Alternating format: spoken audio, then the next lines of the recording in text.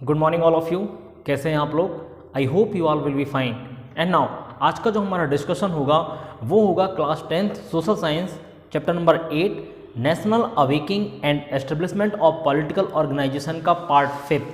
Part 4 में हमने establishment of Indian National Congress और उसके मेन ऑब्जेक्टिव्स के बारे में स्टडी किया था।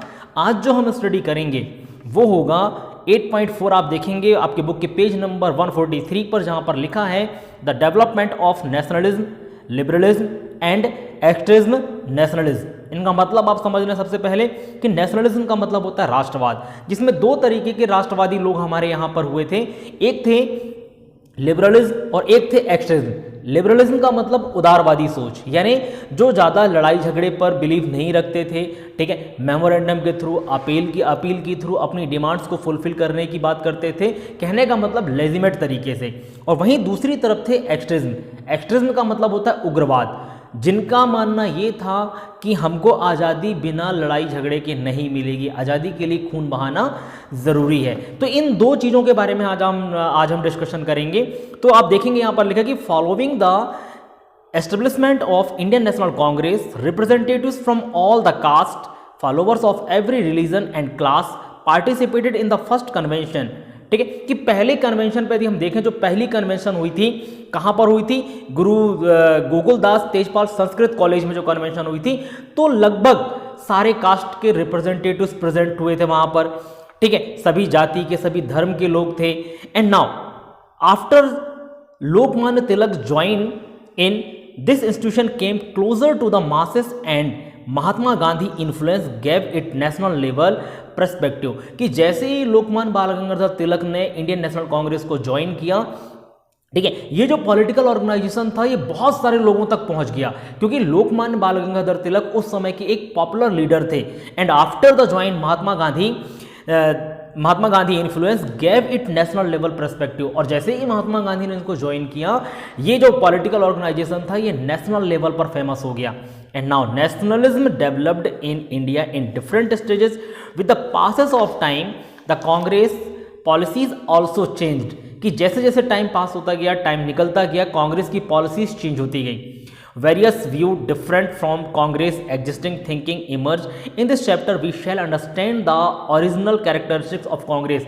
हम यहाँ पर कांग्रेस के डिफरेंट पर्सपेक्टिव्स हैं, उनमें से हम यहाँ पर ये देखेंगे कि ओरिजिनल कैरेक्टरिस्टिक्स ऑफ कांग्रेस क्या क्या थे। तो आप देखेंगे पेज नंबर 144 पर, जहाँ पर है लिबरलिज्म और लिबरल नेशनलिस्ट थिंकिंग, कि उदारवाद लोग कैसे थे और उनकी विचारधाराएं क्या थी। ठीक, तो यहां पर है the period between 1885 and 1905 is known as liberal period. कि 1885 से लेकर 1905 तक कांग्रेस का जो पीरियड था वो लिबरल पीरियड के नाम से जाना जाता था। लिबरल पीरियड इसलिए कहा जाता था क्योंकि उस समय कांग्रेस में जो लीडर्स थे वो लिबरल सोच के थे, यानी उदारवादी विचारधारा के व्यक्ति थे। जैसे यहां पर लिखा कि in the history of freedom movement in India during this period the command of Indian National Congress was in the hands of liberal, जिसको हम मॉडरेट बोलते हैं, लीडर्स। जैसे कौन कौन थे यहाँ पर देखिए, the main moderate leaders were दादा भाई नौरोजी, सुरेंद्रनाथ बनर्जी, फिरोज शाह मेहता, गोपाल कृष्ण गोखले, रास Bihari Bose, Mahadev Govind Ranade. These leaders had faith in moderate thinking. ये सारे लीडर्स मॉडरेट थिंकिंग पर फेथ करते थे। यानी मॉडरेट थिंकिंग का मतलब क्या है, यहाँ पर लिखा है, देखेंगे आप नीचे, कि moderate were believers of legitimate means to pursue their objective through appeals, memorandum and delegation। कि बेसिकली इनकी सोच क्या थी, इनकी विचारधारा क्या थी, कि बिना लड़ाई झगड़े के हम मेमोरेंडम तैयार करें, अपील्स करें ब्रिटिश गवर्नमेंट से, अपने डेलीगेशंस भेजें अपनी डिमांड को फुलफिल करने के लिए। तो ये जो सोच थी ये मॉडरेट थिंकिंग्स कहलाते थे, और इनके जो लीडर्स थे ये मॉडरेट लीडर्स थे, जिनके नाम मैंने अभी आपको बताए हैं। इसी से आगे जब आप देखेंगे तो वहां पर लिखा हुआ है कि in order to influence the British people and politician, moderate had sent a delegation to England to make British people aware of the problems of Indian. Moderates had started publishing a newspaper called India from London. Every year, moderate used to pass a proposal and put up their demands through logical approach, there was no place for agitation in their program. They were apprehensive that agitation might result into lawlessness. अब देखिए यहाँ पर समस्याएं क्या पर problems कैसे create हुई यहाँ पर कि जो मॉडरेट थिंकर्स थे, ठीक है, उन्होंने अपनी डिमांड्स को फुलफिल कराने के लिए अपना एक डेलीगेशन इंग्लैंड भेजा। डेलीगेशन का मतलब होता है प्रतिनिधिमंडल, जहां पर कुछ लोग होते हैं जो कि यहाँ की बातों को वहां पर ले जाते हैं। And now to make British aware, और वहां के लोगों को अवेयर करने के लिए, ठीक है, कि ब्रिटिश के जो लोग हैं, ब्रिटिश गवर्नमेंट के साथ साथ ब्रिटिश कंट्री में रहने वाले जो लोग हैं, उनको भी इंडियंस की प्रॉब्लम से अवेयर कराया जाए। इसलिए यहाँ के जो मॉडरेट लीडर थे अपना डेलीगेशन इंग्लैंड भेजा। एंड नाउ फिर यहाँ पर लिखा है नेक्स्ट कि moderate had start publishing a newspaper called India from London, और वहाँ के लोगों को अवेयर करने के लिए इंडियंस की कंडीशन से वहाँ से एक न्यूज़पेपर पब्लिश किया गया जिसका नाम था इंडिया, जो कि इंग्लैंड से पब्लिश होता था। And every year moderate used to pass proposal and put their demands through logical approach, कि हर साल जो मॉडरेट लीडर्स थे वो अपनी अप्रोचेस या फिर अपनी जो डिमांड्स है उसके लिए अप्रोच करते थे ब्रिटिश गवर्नमेंट से, और एक लॉजिकल अप्रोच करते थे, ठीक है, बिना लड़ाई झगड़े वाली। लिखा कि there was no place for agitation in their programme, की एजिटेशन की कोई जगह नहीं थी उनके प्रोग्राम में। एजिटेशन का मतलब होता है जन आंदोलन, कि लोगों का जो आंदोलन होता है, लाइक स्ट्राइक कर देना, लड़ाई झगड़ा करना, ठीक है, इनकी कोई जगह नहीं थी। क्यों? They were apprehensive that agitation might result into lawlessness, कि ये सोचते थे कि जो एजुटेशन है या जन आंदोलन है वो बेसिकली बहुत बड़ा लॉलेसनेस है, यानी कानून के विरुद्ध होता है, नियम के विरुद्ध होता है। एंड नाउ नेक्स्ट यहाँ पर लिखा कि initially British took a sympathetic view toward Congress, even government officials used to attend the convention, but gradually the attitude changed and it was declared as an organization representing minorities and anti-British, कि starting में यहाँ पर जो British government के officials थे वो यहाँ पर लिखा है कि ब्रिटिश टुक सिंपैथेटिक व्यू टुवर्ड कांग्रेस, की एक सहानुभूतिपूर्ण व्यवहार था, कि लोग कांग्रेस के जो ब्रिटिश ऑफिशियल्स थे वो कांग्रेस के कन्वेंशन को अटेंड भी करते थे, लेकिन ग्रेजुअली हम देखें, धीरे धीरे देखें कि इनका जो एटीट्यूड था ब्रिटिश गवर्नमेंट का, ब्रिटिश ऑफिशियल्स का, वो धीरे धीरे चेंज होने लगा, और इन्होंने इस ऑर्गेनाइजेशन को माइनॉरिटीज, रिप्रेजेंटेटिंग माइनॉरिटीज और एंटी ब्रिटिश घोषित कर दिया, कि ये बेसिकली माइनॉरिटीज को रिप्रेजेंट करने वाली कमेटी है, और या फिर ये उन्होंने बोला कि एंटी ब्रिटिश है, कि हमेशा ये ब्रिटिश गवर्नमेंट के खिलाफ वर्क करती है। एंड नाउ द लास्ट यहां पर लिखा है, लास्ट पैराग्राफ में देखेंगे कि अ class of Congress member did not approve the policy of moderate, they considered moderate approach as if they were seeking favor from British rule. Slowly even moderate were also getting discontented with British rule as their demands were not heeded by British government, ठीक है, कि यहाँ पर लिखेगा class of Congress member did not approve the policy of moderate, कि बहुत सारे जो कांग्रेस के मेंबर थे वो मॉडरेट की पॉलिसी से खुश नहीं थे, कि मॉडरेट की जो पॉलिसी थी डेलीगेशन की, अपील की, मेमोरेंडम की, तो उससे बहुत सारे जो कांग्रेस लीडर थे वो खुश नहीं थे। They considered moderate approach as if they were seeking favour of British rule, उनका मानना था कि बेसिकली जो मॉडरेट का जो पॉलिसीज हैं वो ब्रिटिश रूल के फेवर में है, क्योंकि ब्रिटिश गवर्नमेंट यही चाहती थी कि बिना लड़ाई झगड़े के काम हो। And now slowly even moderate were also getting discontented with British rule. Their demands were not heeded by British government. और धीरे धीरे ये मॉडरेट लीडर्स को भी समझ में आ गया कि ब्रिटिश गवर्नमेंट जो है इस तरीके से उनकी डिमांड्स को फुलफिल नहीं कर रही है।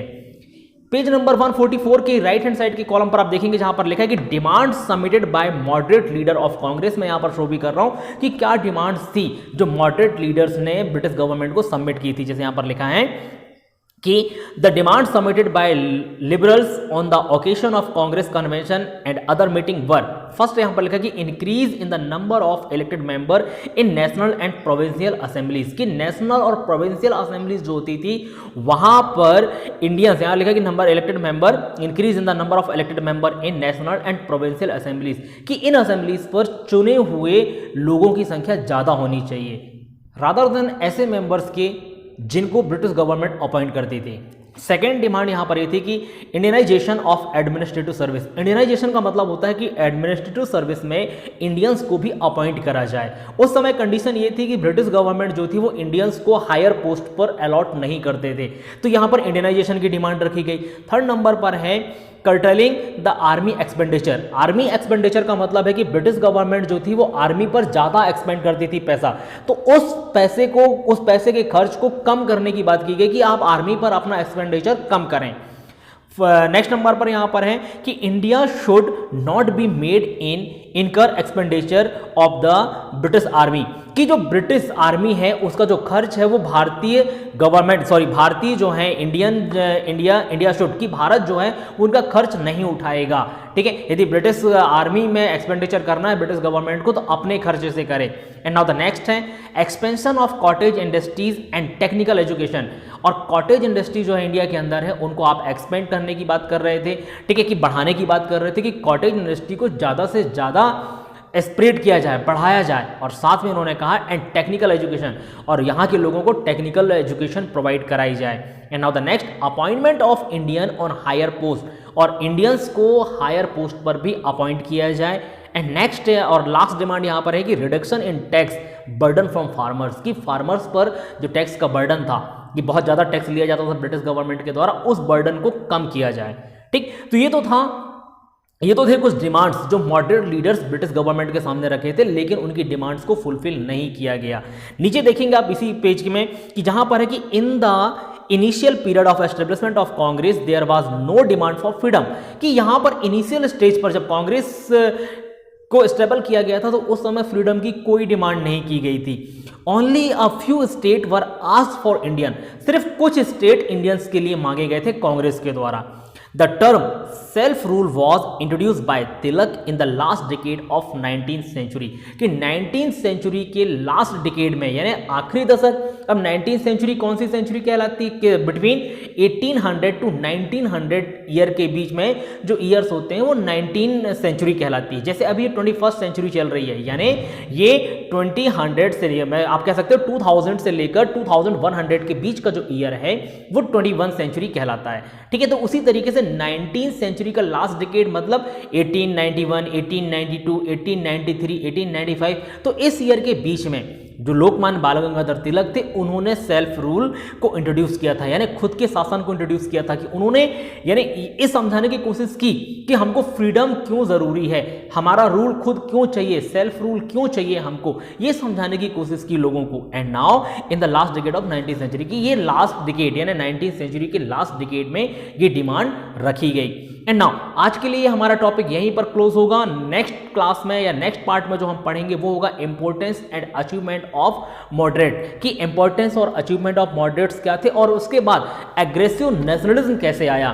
ठीक है, कि क्या कारण थे कि इमरजेंस ऑफ एक्सट्रीमिज्म हुआ, कि उग्रवाद विचारधारा के व्यक्ति या फिर हम जिसको उग्रवाद राष्ट्रवाद कहते हैं उसका इमर्ज कैसे हुआ इंडियन में। कुछ सर्कमस्टेंसेस थे, ठीक है, कुछ सिचुएशंस ऐसी थी जहां से उग्रवाद का क्या कहना चाहिए, यहां पर लिखा कि इमरजेंस होना आवश्यक हो गया था, कंपलसरी हो गया था, कि मॉडरेट से वर्क नहीं चल रहा था, मॉडरेट लीडर्स की डिमांड को फुलफिल नहीं की जा रही थी ब्रिटिश गवर्नमेंट के द्वारा, तो जाकर एक्सट्रीमिज्म की डिमांड कैसे फुलफिल होगी या एक्सट्रीमिज्म ने किस तरीके से रास्ते अपनाए, ये हम देखेंगे इस चैप्टर के नेक्स्ट पार्ट में, जो इसका पार्ट नंबर 6 होगा, और मे बी पार्ट 7 में ये चैप्टर कंप्लीट हो जाएगा। आज के लिए बस इतना ही। Thank you so much.